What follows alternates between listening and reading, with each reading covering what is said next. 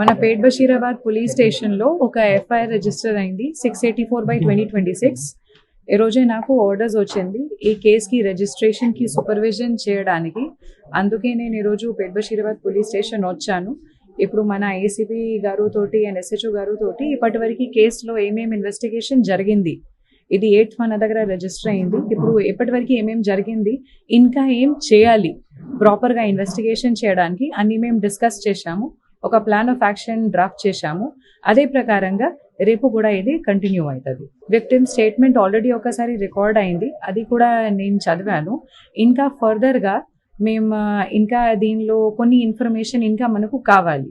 అందుకే మేము మళ్ళీ ఒకసారి ఆమెతోటి మాట్లాడతాం. ఇది మనకు అతను దొరికితే, అతనికి ఆఫెన్స్ ప్రూవ్ అయితే మేము ఖచ్చితంగా అరెస్ట్ చేస్తాం. ఒక పాక్సో కేసు మన దగ్గర రిజిస్టర్ అయింది. పాక్సో కేసు రిజిస్టర్ అయిన తర్వాత ఇప్పటివరకు చట్టం ప్రకారంగా ఏమేం కేసులు చేయాలి, లాస్ట్ 1-2 డేస్లో కూడా మన వాళ్ళు చాలా ప్రయత్నం చేసి అన్ని డాక్యుమెంటేషన్ కలెక్ట్ చేశారు. అక్యూజ్ గురించి కూడా మేము ఇప్పుడు ఇన్ఫర్మేషన్ సిడిఆర్ నుంచి మేము ప్రయత్నం చేస్తున్నాము. మనకు దొరికితే అతన్ని మేము ఖచ్చితంగా పట్టుకుంటాం. నా కోసం ఇది మన పోలీస్ స్టేషన్లో ఒక పాక్సో కేసు రిజిస్టర్ అయింది. ఇది విక్టిమ్కి ప్రాపర్గా జస్టిస్ ఇవ్వడానికి మన బాధ్యత ఉంది.